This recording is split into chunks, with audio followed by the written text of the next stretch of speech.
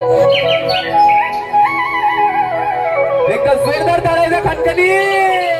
काय गोष्ट आहे, सर्व ग्रुप डान्स तुमच्या सगळ्यांसमोर. मुळीच नव्हता रे कान्हा माझ्या मनात,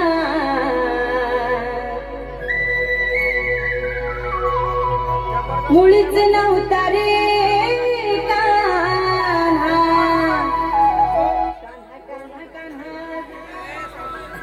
माझ्या मनात.